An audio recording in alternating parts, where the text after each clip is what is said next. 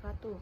Perkenalkan, nama saya Yuli Anggraini, NIM 2201020043, kelas 6A2 Akuntansi, mata kuliah Tata Kelola Perusahaan. Dosen pengampu Bapak Ariski Andrinaldo, MAK. Baiklah, di sini saya akan membuat tugas video UTS yang berjudul Teori-teori Good Corporate Governance atau GCG. Baiklah, nonton videonya. Latar belakang. Dalam dunia bisnis modern yang semakin kompleks dan kompetitif, penerapan prinsip-prinsip tata kelola perusahaan yang baik atau Good Corporate Governance atau GCG menjadi suatu keharusan. GCG merupakan sistem yang mengatur dan mengendalikan perusahaan agar dapat menciptakan nilai tambah bagi semua pihak yang berkepentingan atau stakeholder, baik dalam jangka pendek maupun jangka panjang. Tujuan utamanya adalah menciptakan perusahaan yang transparan, akuntabel, bertanggung jawab, independen, dan adil. Pengertian Good Corporate Governance atau GCG. Isu mengenai corporate governance atau tata kelola perusahaan sering kali menjadi isu yang masih banyak diperbincangkan dan diteliti di bidang keuangan. Krisis ekonomi yang terjadi pada tahun 1998 dan 2008 menjadi salah satu penyebab kegagalan dalam implementasi dan pengawasan corporate governance dan semakin mendorong para penelitian untuk mengkaji kembali dan mengalami prinsip-prinsip dan mekanisme corporate governance atau Rahmawati 2017. Konsep dari corporate governance juga memiliki hubungan dengan teori corporate governance yang saat ini juga marak menjadi pembahasan terutama dalam menghadapi kinerja dan pelaku bisnis yang buruk. Teori utama yang berkaitan dengan corporate governance antara lain agensi teori, stewardship teori, stakeholder teori. Agensi teori. Jensen dan McClellan mengembangkan agensi teori guna perkembangan tata kelola di tahun 1976. Teori ini didasarkan pada konflik antara agen dan prinsipal, di mana agen adalah pihak yang dipercayakan oleh prinsipal untuk mengoperasikan perusahaan, sedang prinsipal adalah pihak yang dipercayakan oleh agen untuk bertindak atas nama prinsipal. Menurut agensi teori, agen harus mengambil tindakan yang wajar untuk kepentingan klien mereka dan agen harus menggunakan pengetahuan profesional, kebijaksanaan, ketulusan, keadilan, dan memimpin perusahaan. Namun pada kenyataannya, terdapat masalah keagenan karena terdapat intercept gap antara kepentingan pemegang saham sebagai pemilik perusahaan dengan pihak manajemen atau manajemen sebagai agen. Pemilik perusahaan tertarik karena ada yang diinvestasikan dapat memberikan retur terbesar. Stewardship teori. Stewardship teori muncul pada corporate governance sebagai alternatif dari agensi teori, sehingga dapat dipahami bahwa asumsi dari didefinisikan sebagai berlawanan dengan asumsi agensi teori. Karena teori stewardship mengonsumsikan bahwa manajer adalah manajer yang perilakunya konsisten dengan tujuan superior mereka. Teori ini didasarkan pada toleransi yang baik antara para manajer. Teori ini didasarkan pada toleransi yang baik di antara para manajer.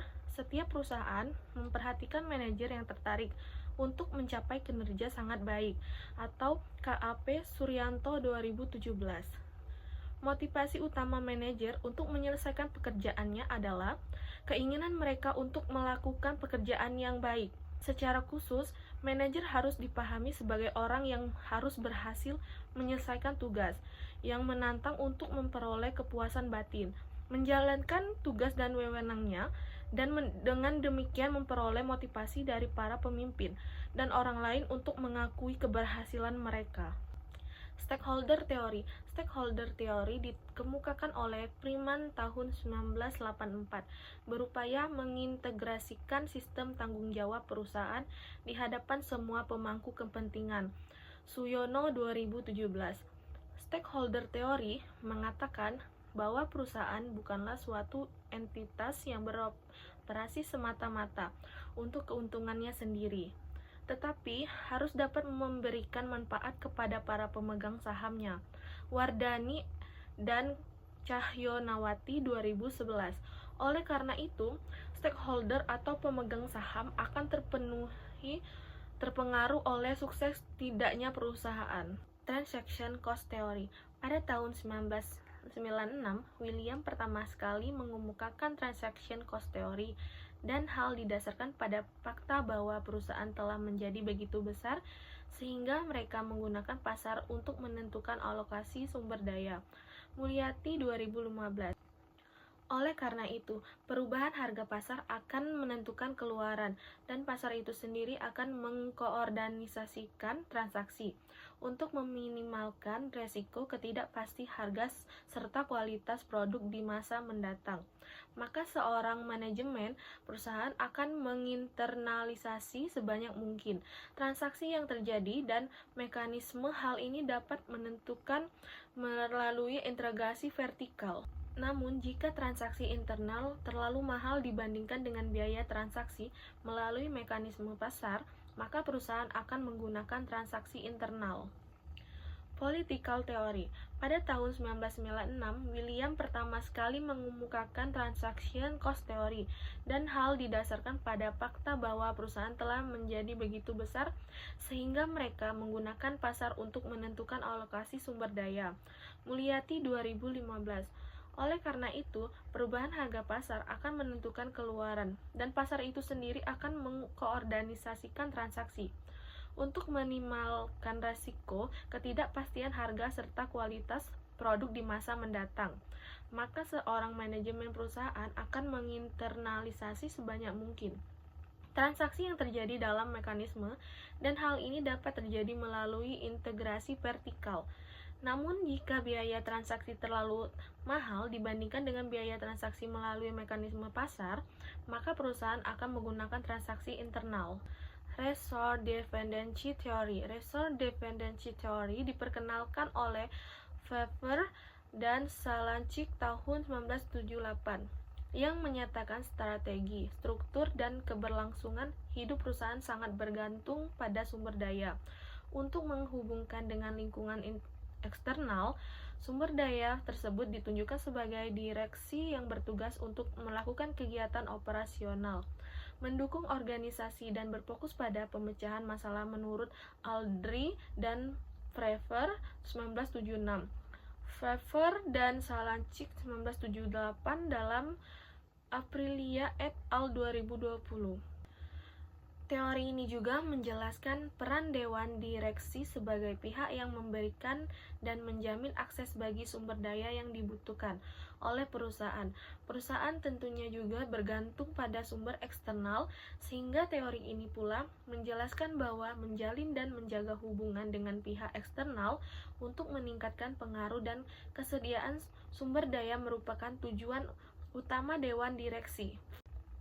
Baiklah, itu saja penjelasan materi dari saya tentang Good Corporate Governance atau GCG. Di sini saya akan membaca kesimpulan. Teori GCG atau Good Corporate Governance adalah teori yang mendasari penerapan prinsip-prinsip tata kelola perusahaan yang baik. Teori-teori ini bertujuan untuk meningkatkan kinerja perusahaan, menjaga keberlanjutan perusahaan, dan memaksimalkan nilai perusahaan. Konsep dari corporate governance juga memiliki hubungan dengan teori corporate governance yang saat ini juga marak menjadi pembahasan, terutama dalam menghadapi kinerja dan pelaku bisnis yang buruk. Teori utama yang berkaitan dengan corporate governance antara lain agency teori, stewardship teori, stakeholder teori, transaction cost teori, political teori, dan resource dependency teori.